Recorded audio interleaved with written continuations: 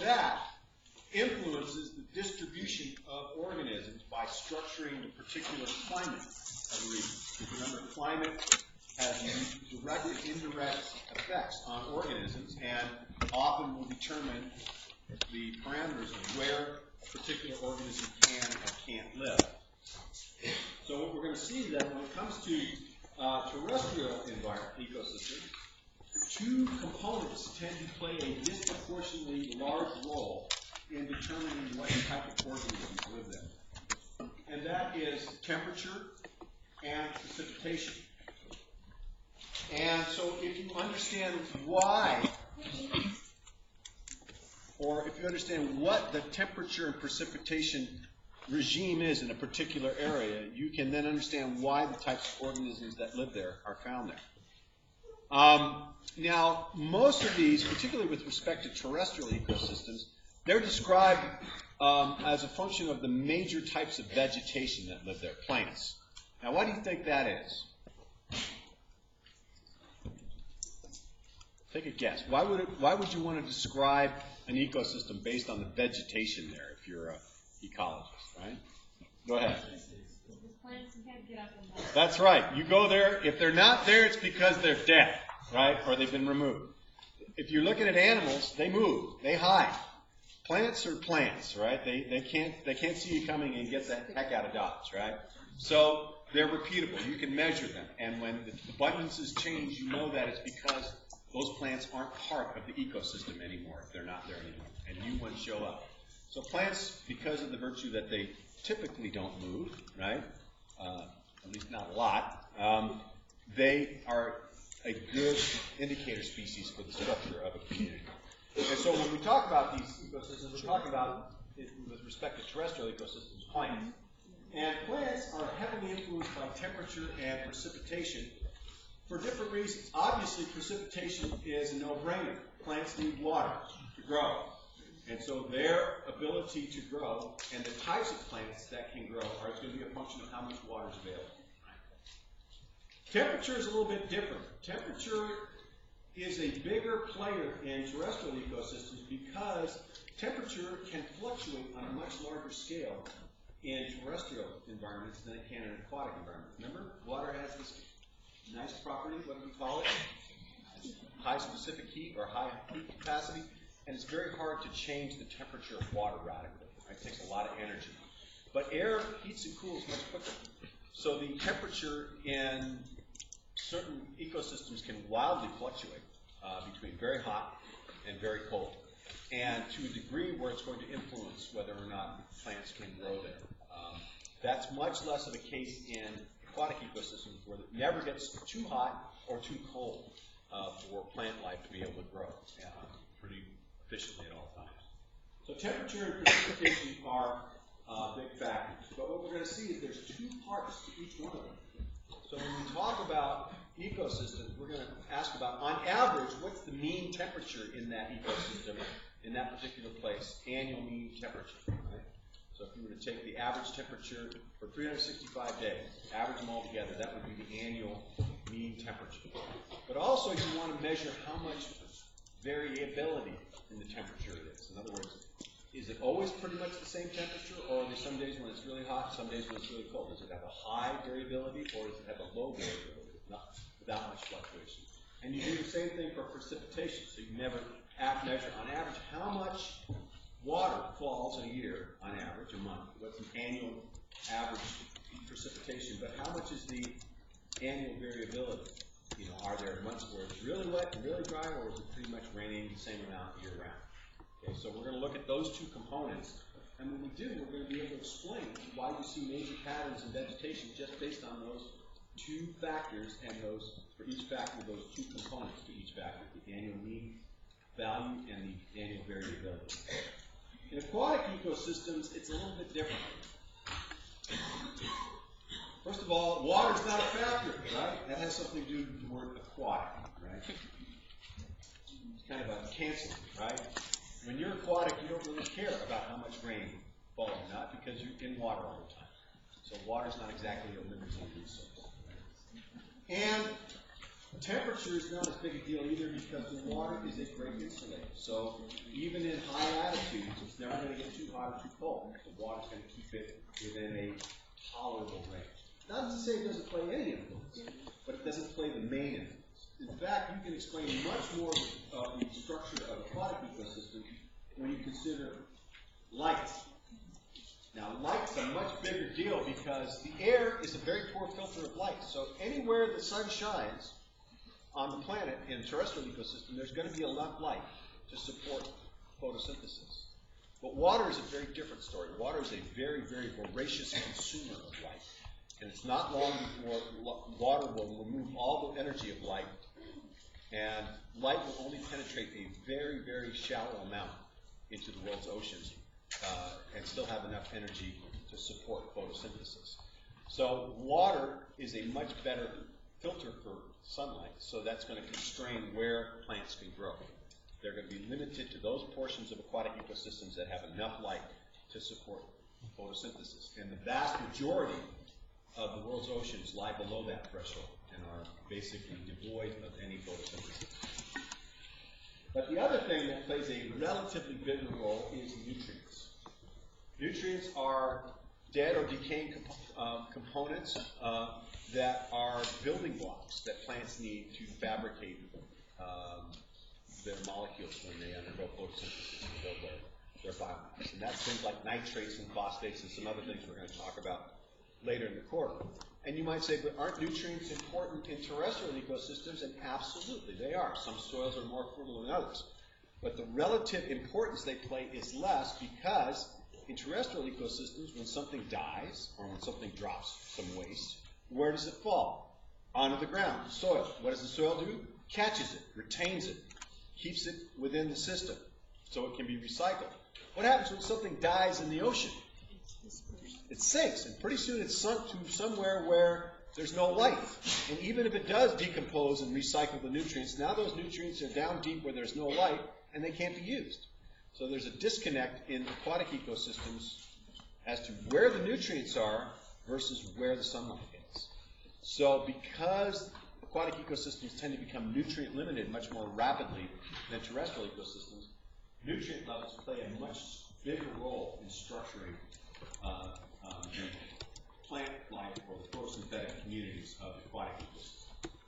So there are these two major themes, and we'll revisit that at the end of today's lecture and see how we look on a global scale at terrestrial ecosystems versus aquatic ecosystems. You have very different patterns because they're being driven by very different factors. All right, so let's start with terrestrial ecosystems. Again, somewhat as a review, the soil is a filter. It contains nutrients. When things die, they fall down the dirt, and they get broken down and reincorporated, okay, into the soil, and the nutrient pool is restored. So there's a much more efficient recycling, built-in recycling property to terrestrial ecosystems by virtue of the soil. That's not to say that nutrients can't be lost. Sure, if you have huge runoff that sweeps away topsoil or material, you can lose nutrients from the system. Right? So the Dust Bowl in the 30s was an example of when all the topsoil dried up and blew away, and very fertile agricultural land became basic and sterile and unable to support and grow crops. So it can happen, but it's less likely to happen than in aquatic ecosystems. And so you get these large regions of the globe, that's terrestrial habitat, so we're limiting ourselves to the 7 continents here, right, the land masses of the globe. And there are distinct patterns of vegetation that show these very, very classic bands on a global scale. And we can explain them largely by explaining these 2 key factors, temperature and precipitation. And each one of these regions, these bands, which we're going to learn are called biomes, very large biologically described regions, right, can be characterized with a distinctive temperature and precipitation regime. So you're going to look at 4 things.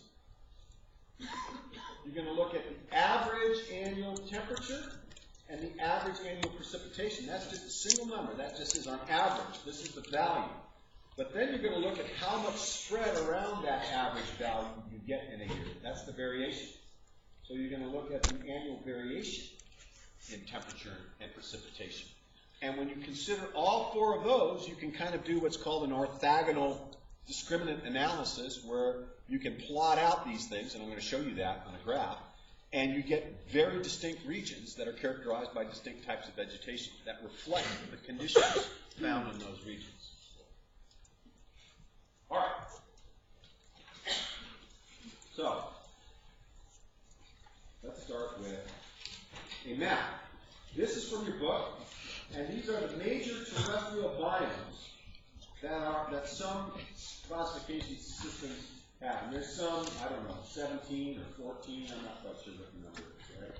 Ranging from tropical evergreen forest, tropical deciduous forest, thorn forest, tropical savanna, hot desert, chaparral, cold desert, high mountains, boreal forest, tundra, temperate evergreen forest, temperate deciduous forest, boreal forest, Arctic tundra, temperate grassland, polar ice cap, right? That's a lot of stuff, right? Okay, way more than I want you to try and digest. So some schemes have a much simpler system. They boil it down to 6 main ones, and that's what we're going to go through. We're going to talk about the 6 main ones. And for each one, we're going to talk about some of the characteristics, the vegetation that we find there, and the temperature and precipitation regime that is characterized. It is characterized. Now that characterizes it. There, third time. So you can see where it's dark green, that's tropical evergreen forest. And surprise, surprise, when you find it in the tropics, right? As opposed to boreal forest. Well, whenever we talk about boreal, what does that mean? When you see the word boreal, what does it mean? Not boring. Northern hemisphere, right? So you only find it in the northern hemisphere. Why? Because the latitude you find it in the northern hemisphere, if you go down there to the southern hemisphere, you find nothing but ocean. The trees don't typically grow very well in the ocean, right? So there's no land at that latitude, so you don't have it too much. You have a little bit of it down here in the South Island of New Zealand, where they filmed The Lord of the Rings and all that boreal, in that austral forest, evergreen forest, the austral evergreen. All right. Sometimes the boreal forest is called the taiga. You've probably heard that term, right? They're all mounty ones. All right, so let's start from north to south, and I'm going to give you the 6 that I want you to have a handle on. So we start with the great northern regions, the tundra. Tundra, if you would characterize the temperature regime of the tundra, the average annual temperature is very low. Guess what? Up at those high latitudes, it ain't too warm. It's cold, right? On average, you would take temperature for each month, the average temperature, and average them together, you would get a pretty low number, right? But the annual variation is high because some months it's freaking cold, right? It's like 40 below zero. And other months it's 10 or 15 degrees. This is all centigrade now. Right? We're good scientists here. So that's quite a spread right there. It can be, almost t-shirt weather at times for about 10 minutes in the summer, right? And coincident with that time is when there are about 200 gazillion mosquitoes that will literally drain your blood in 15 seconds if you wear a t-shirt. So it's not a good idea. Anyone been up to the high tundra summers? Right? Anybody? You have, right? Did you find a few mosquitoes up there when you were there? No, really? You're a liar. Well, I've been bitten by mosquitoes in the tundra. All right, what about precipitation? You might think it's wet up there, and you would be wrong. Remember, it's in the influence of that polar cell where you have cool, dry air. So there's not a lot of precipitation. So the average annual precipitation is low. And the annual variation is low. Usually it's hard to have a low value without anything but low variation because, you don't have much to play with here. You can't have negative precipitation, right? So why is it not all dry like a desert up there? because even though there's not much water, it doesn't tend to go anywhere because the air's so cold, there's very low evaporation. So the water sticks around, doesn't melt, doesn't evaporate. So it stays moist even though there's not a lot of precipitation. So water isn't really a limiting factor in the tundra. It's much more limited by temperature because for a lot of the year it's simply too cold for anything to grow.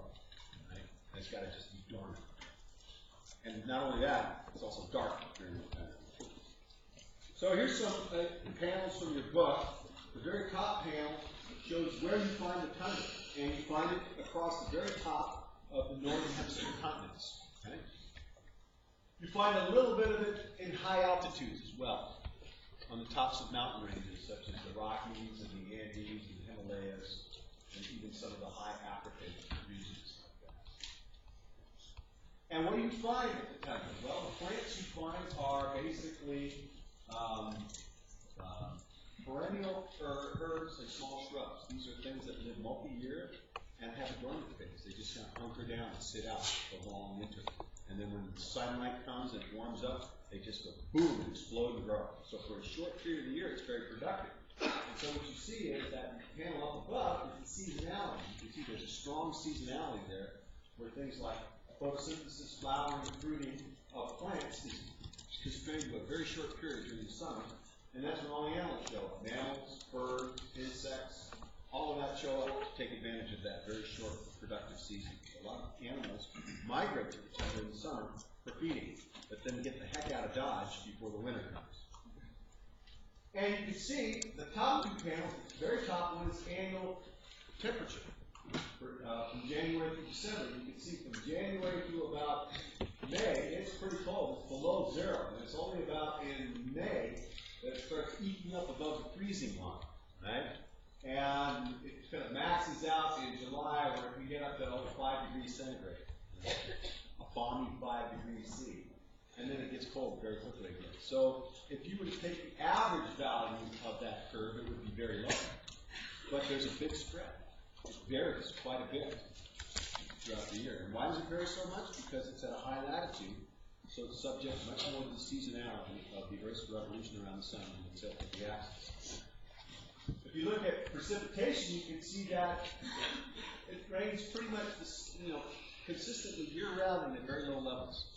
We're going to see that when we look at some of these other biomes, they have much higher amounts of rainfall per month. It's somewhere on the average of about, 2 centimeters a month, which is not much. It's 4 inches a month. I'm sorry. Yeah, that's right. That's about right. No, 2 centimeters is less than an inch a month. So you got to get my conversion back. So there's the tundra. And here are a couple of shots. This is actually up in Greenland. The tundra up on Greenland. And you can see it's restricted pretty much to the southern coastal portions of Greenland. And this is actually some tundra-like habitat way up on the top of Mount Kenya, which is in the tropics, but is very high. So the altitude simulates the temperature regime. All right. The next level down, we go to the boreal forest, which is also referred to as the taiga. And you may have heard of this as the Great Northern Woods, right?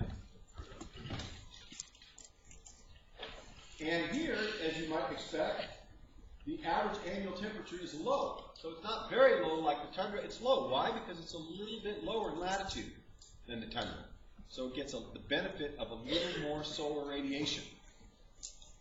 Less of a path through the atmosphere and less of a diffusion of the sunlight. But it's still pretty cold on average year-round. And just like the tundra, because of the fact that it is still at fairly high latitude, the annual variation in temperature is hot. Summers are warm. They can almost get warm. But winters are bitterly cold. So you have a big spread throughout the year, temperature. A lot of variability.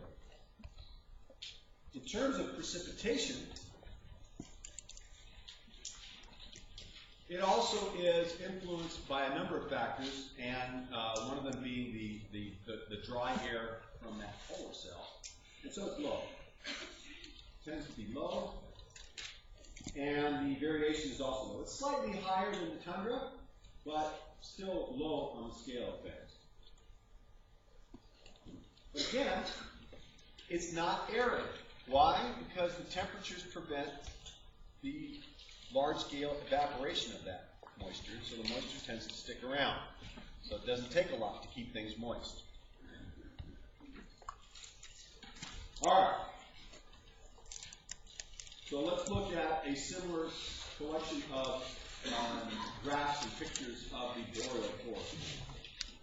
So let's start this time with temperature. If you look up there, you can see that the average annual temperature is a little bit warmer because the lows don't get quite as low, but the highs get quite a bit higher. It gets up to a balmy 15 degrees C, right, in the summer, in this particular location, which is in Alberta.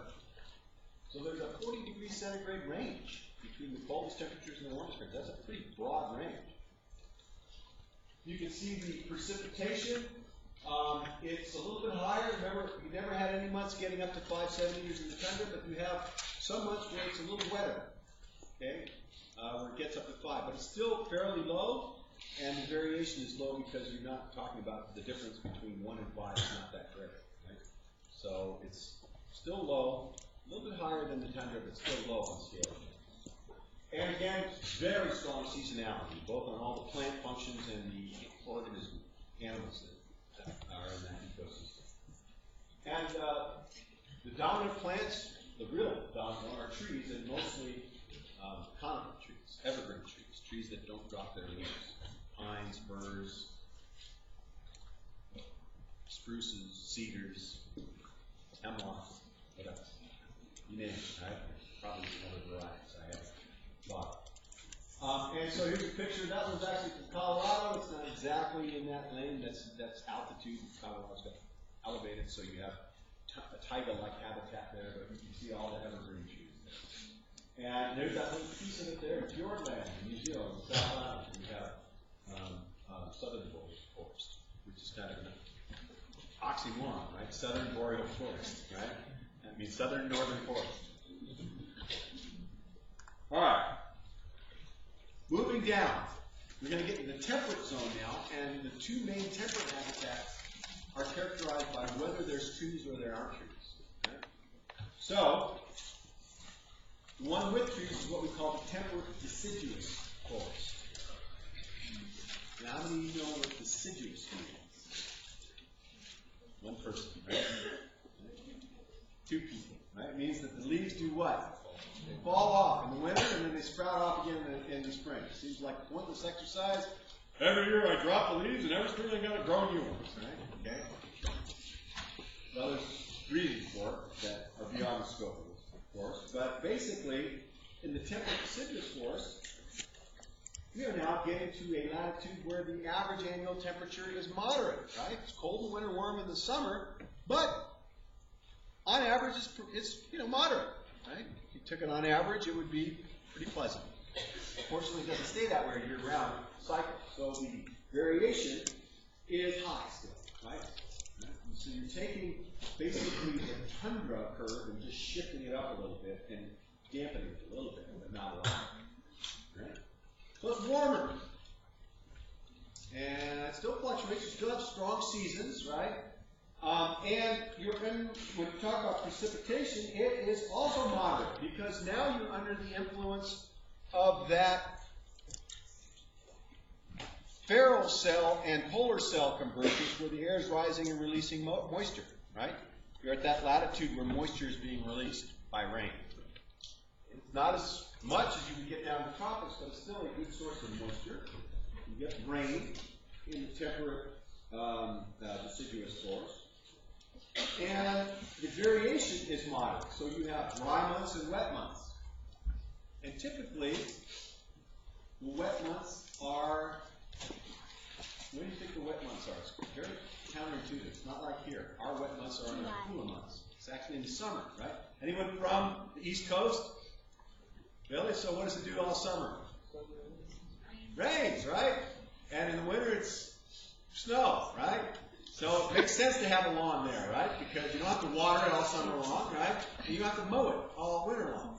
So all these people that came from families from the East Coast come out here and they put lawns everywhere in California. And you got to water the damn thing all summer long, and you got to mow it in the winter. Bad idea, right? Don't do it. Lawns are not for the West Coast.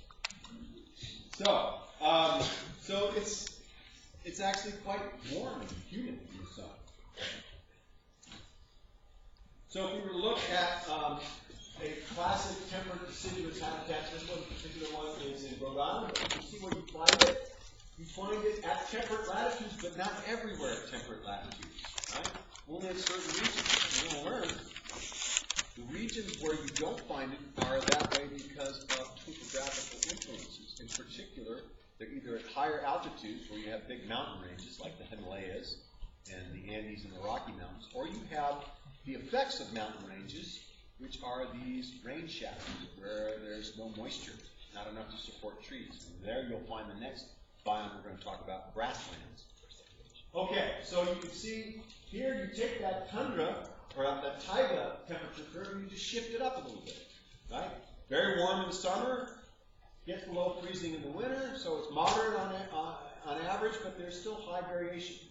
And then you look at that precipitation profile, and now we're going all the way up to 10 in some months, right? So the waterfall is moderate, and you can see it's pretty low in the winter, but highest in the summer, so you get a moderate amount of variation on an annual basis in terms of precipitation. And you can see it's still very seasonal, but the seasons are broader. The seasons where things are around growing, fruiting, where animals are around, migratory animals, are a little bit longer than you would have at higher latitudes. And you can see at the height of summer, it looks like that. At the height of winter, all the leaves are gone. Right? So that's what a temperate deciduous forest looks like. And the major vegetation are these temperate deciduous trees, hardwood trees, right? Things like oaks and beeches and maples and chestnuts and elms and alders, hickories. I don't know, we can start going into it. Right? And that's really cool. If you're on the East Coast walking around, the one thing that strikes you is the huge diversity of trees that you don't see out here, right? Here it's, mostly redwoods and a few fir trees here and there, and, maybe a live oak or something. Or that's about it. All right. The next biome is at the same latitude, but it's slightly different because of the influence of topographic features. These are what we call temperate grasslands. And we're going to see they differ from temperate deciduous forests in one factor only with respect to the precipitation, that it has just enough less precipitation that it can't support trees. So what grows there instead? Grasslands, which take less water. So here you have the same temperature profile and the same variation. This is the same latitude, moderate, moderate. So it's just like temperate deciduous forests with respect to the temperature profile. But where you differ is in precipitation, because the average annual precipitation is low to moderate. It's just kind of halfway between the taiga and the temperate deciduous forest. So there's still enough water to support plant life, but not expensive plant life when it comes to water, i.e. trees. Right? There's not enough water to support trees, so instead you get these huge seas of perennial grasses, wild prairies. So you just take that precipitation regime from temperate deciduous forests and you just shake it down a little bit. So really, the only difference in this one value right here. But that one little difference is enough to fundamentally change the kind of plant life you find there. You don't find trees there. Grasses. Yeah? Does precipitation include snowfall? Yep. Think about water. Whether it's frozen, liquid, steam. If the steam were to fall instead of float, you could call that precipitation, I guess. Body with a chance of steam. All right, where do you find grasslands? Well, they're at the same latitudes as temperate deciduous forests, but inland of the mountain ranges. So let's look at it. Where do we find the main grasslands in the U.S.? To the east of the Rockies, the biggest mountains that go down the spine of our country, right? So those Rockies basically starve the air of water and lower it enough so that there's not enough water, and it's got to recover as it goes across the continent until it gets enough water in it to start raining on the East Coast. Same thing with Asia. So you've got the Ural Mountains there that create that big grassland in Asia. Those are called the steppes, right? And the Cossacks, the whole horse cultures, and the Tartars of both Western and Eastern Asia were cultures that grew up on those plains. In the south, you have the Pampas in Argentina, grasslands in South America, and they're inland of the Andes, right? Or on the brave side. And then there's the Veldt in South Africa. I'm not sure what mountain range is. I don't know what the name of it is, but here's actually a picture of the Veldt in South Africa.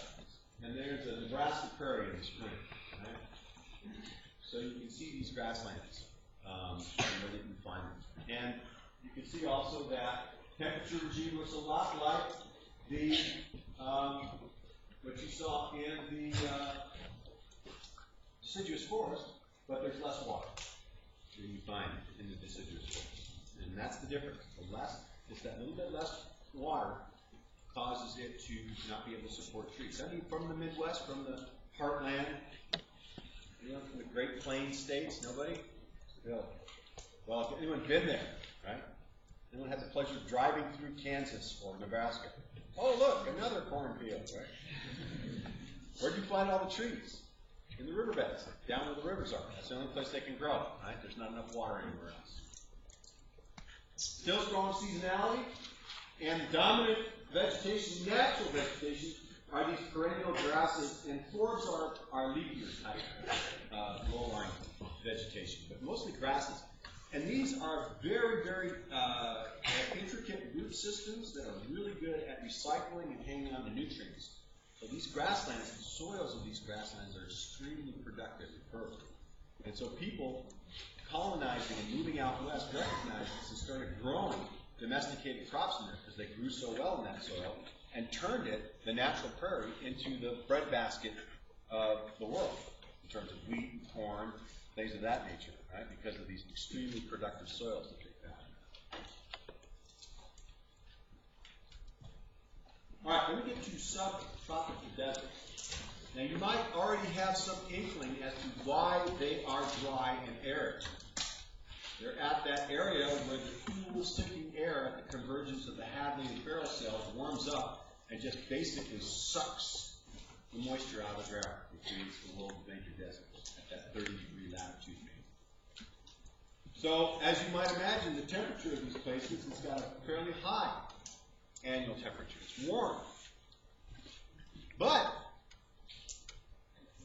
it's not warm year-round. You can have actually a moderate variation in temperature. So that means that sometimes it's cool, sometimes it's stinking hot, right? So many desert environments, it may be 130 degrees in the summer, but it might be 50 or 60 degrees in the winter. That's a pretty good spread, right? That's a pretty good range. Right? That's pretty extreme. Most of them don't have that much of a cycle. But it does vary seasonally, right? It's not constant year-round. But this is the real key right here. Very low. You're in that convergence of that Hadley and Farrell cell, so there's no moisture, no rain, very little rain in there. Some parts of the world's subtropical deserts have had no recorded precipitation for periods exceeding 10 years. And the driest desert in the world, anyone know where the driest desert in the world is?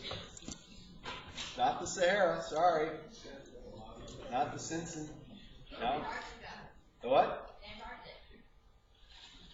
Yes, but it's not dry because even though it doesn't have precipitation, there is moisture that remains there, frozen ice and snow. But you're right, it's the drying continent. But of the subtropical deserts, which is the driest? Nope. The Adobe. The Atacama. You ever heard of that one? South America. It's inland of the Andes, which are very high mountain ranges. And so it's just basically like the moon, like the surface of the moon. The driest desert of them all. Yeah. So the annual variation is low as well. So let's look at some of these characteristics of deserts. And so there you have it, a big band, 30 degrees south and north, stretching across. Now they've left out some of the other deserts that are higher in altitude, what your book would call cold deserts. They're at the same latitude, but they're cooler because they're higher in altitude. Things like the Gobi Desert in Mongolia, or portions of regions of China as well. But you can see there's the Mojave Desert, or the Sonoran Desert in North America.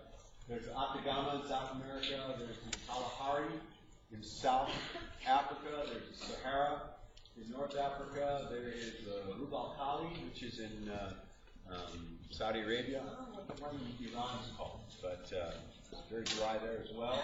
And then, of course, most of Australia is the huge Simpson Desert is a sub-desert of that, but the Nullarbor is the general term for the large interior desert of Australia. So you can see deserts occupy similar regions. Two different views, one in California, in the Mojave Desert, and one in the Simpson Desert, which is a shot just after a brief rainfall. So the plants there are designed to either not need water year-round. These are things like succulent plants that have their own internal water that they hang on to very efficiently. Or they're plants that have huge periods of dormancy, and then when it rains, they sprout, flower, throw out seeds, and they're ready to take advantage. So how many of you have been to see the wildflowers in the spring in the Mojave Desert? Right? Beautiful, right? But it's a very short time. You've got to know when to go. Right? You go a week too late, you'll miss it. Right? All you do is see all the dead plants and the seeds. So, there you have the annual temperature on the temperature graph. That one doesn't have quite a bit of variation because that's very close to the equator. That's in Khartoum, Sudan. So it doesn't have quite the variation. You go a little bit higher in latitude, and you get more annual variation. You can see the rain. It's like those high latitude systems where we saw, like the tundra and the taiga, but there are months, particularly in the winter months, where you have no rain whatsoever. And then you have a few months with some very low amounts of rainfall. Right? So it's very, very arid. And any water that does fall doesn't stick around very long because the air is so dry and warm it quickly evaporates, unlike those higher latitude ecosystems.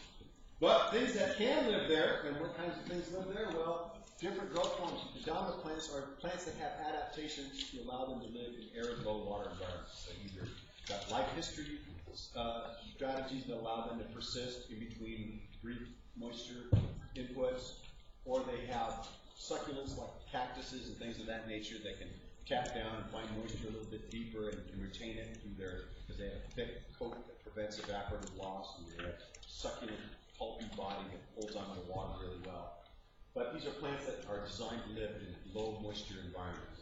And you can see there's not much seasonality in these environments. Things are going the way they are year-round. All right. So then we get to the last of the 6 terrestrial ecosystems I want to talk about. That's tropical wet forest. And here it's, in many aspects, the opposite of subtropical deserts. So the temperature is high. You're right at the equator, so it's warm, right? But because you're at the equator, you have almost no variability year-round. So the variation is low. It's always low. Warm in the winter, warm in the summer. It doesn't really change much, right? People go on vacation in Hawaii in the winter. It's not a problem, is it? Right? It's warm there. Right?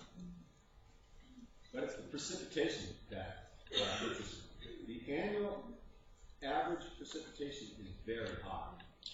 There's a lot of water that falls here because it's right underneath the influence of that rising, warm, moist air in the Hadley cell. It's always dumping moisture as it cools and releases its moisture. So it rains. Rains and rains and rains and rains and rains. But what might you think the annual variation in precipitation is? Low or high? Huh? No. It's high. Some months it's just wet. Some months you're basically aquatic, right? And so they call it the wet season and the dry season. The dry season when it only rains, part of it. The wet season is when it doesn't stop raining for 3 weeks. So what you find in the example, and there's a tropical wet forest right across the band of the tropics, the Amazon, the Congo, most of Indonesia and Southeast Asia, you find not much variation in temperature year-round. In this particular example, it's a little bit cooler because it's in Iquitos, Peru, which is up kind of in the foothills of the Andes, so it's a little higher than most of the Amazon, so it's a little cooler. But it doesn't vary much there. But look at the rainfall, right? Some months it drops 30 centimeters of rain a month. Other months, the dry months, it only drops 10 centimeters. So the driest months in the rainforest are equivalent to the wettest months in the temperate deciduous forest, right? So it's either raining an insane amount or it's just raining, kind of a reasonable amount. But it's always raining. So there's lots of water and it's warm. And whenever things are always warm and wet, well, they grow. Okay, so things grow, gangbusters. And what grows there? Trees and vines, and the trees are tropical evergreen trees, broadleaf evergreen trees that never drop their leaves, because it's like 7-Eleven, open 24 hours a day, 7 days a week, 365 days of the year, right? There's no difference in any of the biological functions between winter and there's no seasonality whatsoever. It's full bore, going all the time. Plants grow very quickly in this habitat because it's warm and it's moist. It's a very good combination if you're a plant. All right, so I'm going to show you some orthogonal plots that kind of show you how all these different biomes plot out in space. And what we can show you is on two axes, temperature and precipitation. And there's 4 pieces of information you can discern from these plots. So let's start with this one. Okay, let's say I have a plot like this, right? What would the average annual temperature be in a plot like this? Moderate, right? What would the average annual precipitation be? Moderate. What would be the variation in annual temperature? High. What would be the variation in annual precipitation? High. So the middle of these two, if you were to find the quadrants here and bisect and find the very center of the circle, that would tell you what the average annual value is. But how much spread on either side of that in this direction tells you how much temperature varies, and how much spread on this side tells you how much annual precipitation varies. So I could look at another plot like this, exactly the same annual average temperature and precipitation. Right? So it would be no different in terms of the average values. But what would you say about the variance of those two factors in this case? They'd be low in both cases, right? Or I could look at a biome that has this. So what does this have? Moderate, both still are moderate, but there's low variation in temperature, high variation in precipitation in this particular example. Or I could look at something like this, in which now it's the same average annual temperature and precipitation, but now the variation in precipitation is low, but the variation in temperature is high. Right? So this is just a little primer on how to look at these plots and read them to get those 4 pieces of information from those plots. Now, given that, this are those 6 biomes we've just looked at. Right? Now, don't try and recreate this. I'm posting this on the webpage, so you can refer to this. Okay? This is different than the one in your book. I don't like the one in yours. I made my own. I changed the facts to suit my view of the work. Right? You see, I'll do that a lot. And what we find here is we find that we can see that these things kind of plot out orthogonally in space so that you can distinguish them. They occupy distinct regions of these 2 axes. It's kind of like a principal component analysis if you've ever done statistics. And so what you see is way up there, that's the tropical wet forest. High annual temperature, low variation. It's flat this way. So low variation, but the actual plot is up pretty high. But high average precipitation, but high variation in that precipitation. So that's what tropical wet forest plot out. Then we can move over here. There's subtropical deserts. High annual average temperature, moderate variation. Low annual precipitation, low variation. Okay? We can then discern out between grasslands and temperate deciduous forest, the 2 green circles. The dark green circle are temperate deciduous forest. They both have similar temperature profiles. The difference is their precipitation values. It's slightly lower for grasslands and maybe a little less variation, annual variation. And that difference in precipitation means the difference between trees and grasses, like this. And then down here are the two cold environments. The tundra, which is the light blue, and the taiga, which is the dark blue. And you can see that the tundra and the taiga have similar temperature profiles, just shifted over a little bit. So it's a little bit warmer in the taiga than it is in the tundra. But there's still a lot of variation in annual temperature in both of them. It's either really cold or just kind of cold. And there's low moisture and low variation in that moisture in both those habitats. Okay? Taiga having a little bit more moisture than the tundra, but still not much. Right? So those are how they would group out orthogonally in space, and we can understand the vegetation in these different biomes just by understanding the constraints the abiotic factors place on them. Questions about any of it? So this will be posted on the webpage, so you can be able to refer to it. And also this will be posted on the webpage, which is a summary of those qualitative values for all of those things. So I plotted the biome, the average annual temperature, the annual variation in temperature, the average precipitation, and the variation. And I just used very low, low, moderate, high, very high to characterize all of those parameters. So that will be also posted for you to refer to. That should be in your notes from the last hour, but if not, here's your backup. Here's your, yes? On the last slide, what's the square? That's just that's the biome on Mars. It's just a glitch, typo. It's of no consequence. It's not an oval, so it doesn't count. Trying to figure out what would have a thing like that. I don't know. The moderate temperature with zero variation and low in precipitation with almost zero variation. Mars is not moderate temperature. No, it's closet. A closet. And what would be the dominant vegetation you would find there? You find some radiation, the limiting factor. Oh, that's not a plant. Oh, fungus. All right. It's time we have left to start talking about aquatic systems. We probably won't get through them, but who knows? We might. If I talk real fast, flip the slides really quickly. All right, remember, in aquatic ecosystems, nutrients are easily lost. They sink or they flow away, right? So they play a bigger role in determining what can grow there. So advection is flowing away, right? Sinking is, well, I think you guys got that one. All right. And also, photosynthesis is limited to regions where there's enough light to sustain it. And since water filters out light, that's usually constrained to a very narrow slice of the surface waters, where there's still enough light that penetrates into the water to support photosynthesis. It's not long before you get down to the level where there's not enough light.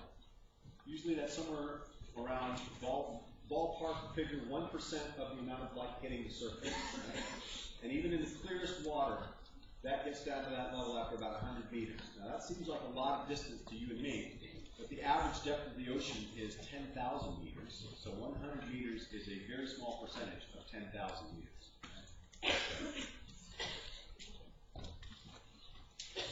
And how much energy penetrates the water is a function of the depth, because eventually even the clearest water is going to filter it out.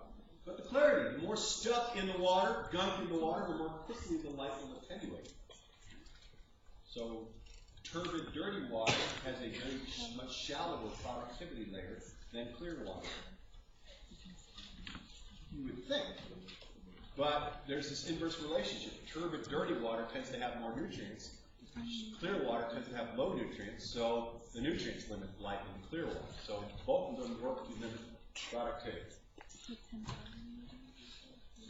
We're going to start with freshwater ecosystem, and then we'll move to marine ecosystem. And today is one of those days where you finally get to scratch an itch that's been driving you nuts for all of your adult life. And for those of you who haven't entered your adult life yet, and this is mostly a comment directed to myself, it will get there. You'll get there. And that is, what is the difference between a lake and a pond, a river, a creek, a stream? Isn't it just a swamp, a marsh, a bog? Doesn't it drive you nuts, right? What do I call it, right? Do I offend it if I call it the wrong thing? So, we're going to break down, all freshwater systems can be broken down into two basic categories. What we call lentic systems. And I said it that way very purposely, lentic systems. Very calmly, sort of very easily, flow very, very slowly. And these are still or slowly flowing bodies of water. And in contrast, you have, and they're represented by lakes and ponds, by swamp, marsh, just all asleep. In contrast, the other category of freshwater ecosystems are loaded systems. Loaded systems are rapidly flowing water, energetic. And they consist of streams and creeks. And that should give you a hint. That's the catch-all phrase, streams. They're all streams. Some of them are rivers and some of them are creeks. Right? So how many of you would have thought that the Mississippi River or the Amazon or the Nile is a stream? Those are like mini. Well, it is. Right? So there you go. You're going to be a big hit at the next cocktail party. Well, it's stuff to talk about. Especially how you call it. Or your beer bong, whatever sort of. All right, let's start with lakes and ponds. So we're now in lentic.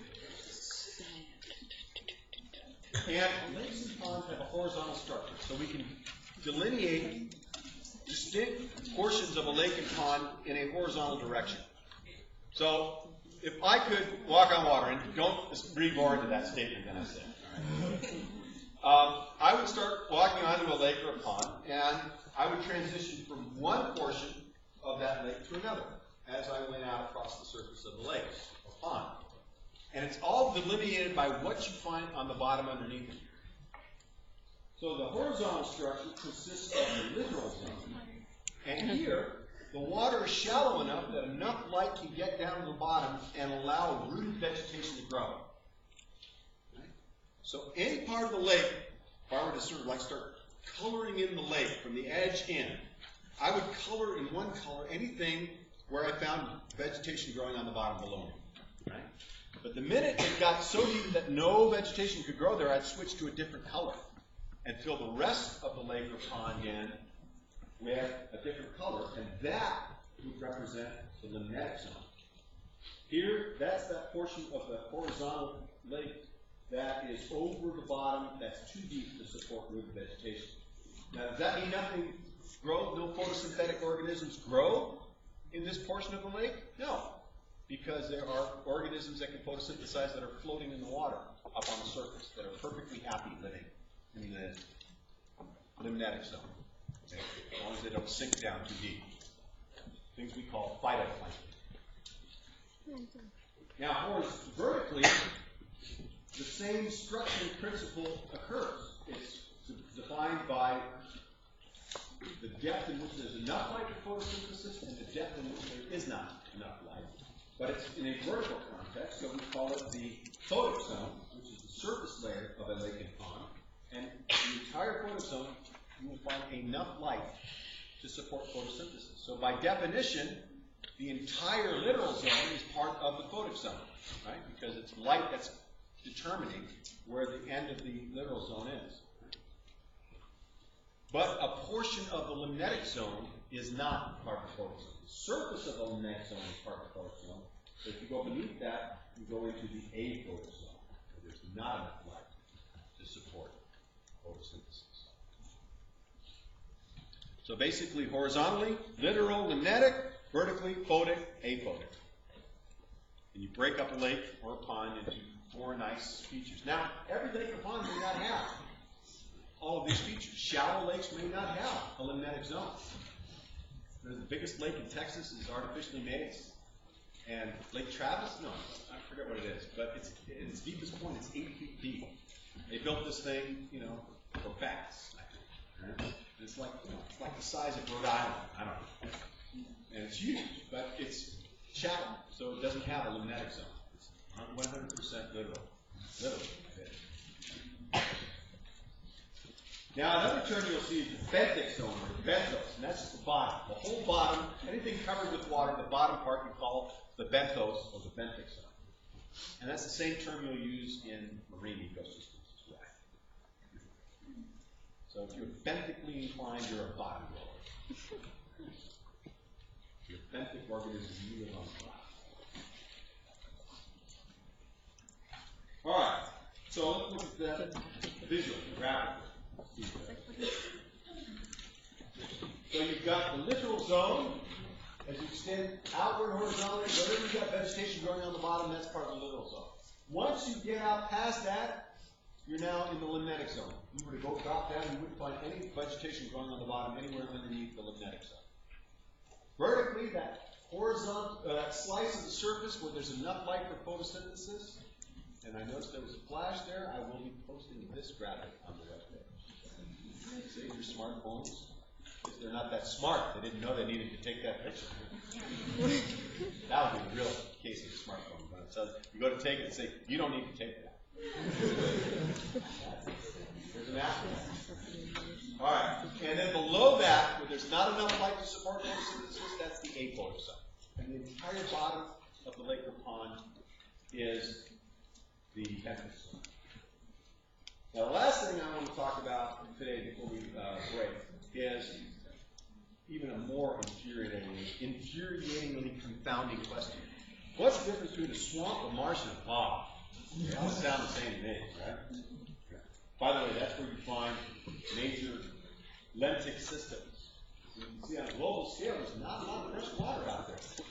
Most of the fresh water globally are in the Great Lakes, the Caspian Sea, and the Aral Sea, and a few lakes up in Canada. Right? So there aren't really big lakes and ponds. What about marshes, swamps, and bogs? Well, it's very simple. If you find yourself in the middle of a shallow, slowly flowing body of water with the alligators closing in, and you are desperate to know, am I about to die in a marsh, swamp, or bog? You need to look around, and the first thing you need to look, are there trees? Are there woody vegetation around? If the answer is yes, you are about to die in a swamp. If the answer is no, then you have to ask, is the water stagnant or is it flowing and connected to some other source? If the answer is yes, then you're going to die in a marsh. If the answer is no, you're going to die in a bog. If it's the last, good news, you're likely to be preserved. So marshes lack woody plants, swamps have trees, right? So go down the bayou, there's trees there, right? Okay. Marshes have grasses and reeds, but no woody plants, nothing with bark. But both of them have water that slowly percolates through them. They're not stagnant. They're usually connected to either lakes or rivers in which there's a slow ebb and flow of water. But it's not rapid and it's not directional like it would be in a river. But it does replenish and reoxygenate and keep things productive. So both are typically connected to either lakes or streams. And that's their source of water that flows in. In contrast, bogs are not connected to anything. They're stagnant, and they're highly acidic because what happens is these stagnant bogs, organic material falls into them, leaves, branches, even whole trees. And as they decompose, they release these organic acids that lowers the pH of these bogs, and that kind of preserves everything. And then eventually these bogs will dry out, and all that organic material that built up in there and was preserved will still have all of that energy locked up in them. And that's what a peat bog is. A peat bog is a bog that's dried up, that has a bunch of very energy-rich materials filled up in it. In fact, in Ireland, they would burn the stuff for fuel. It had enough energy you could burn it. It was a smudgy fire. So here's a marsh. No woody plants, weeds and grasses. There's a swamp, trees and shrubs. There's a bog. Isolated and stagnant. Okay? But they're all examples of lentic. All right, we'll pick it up with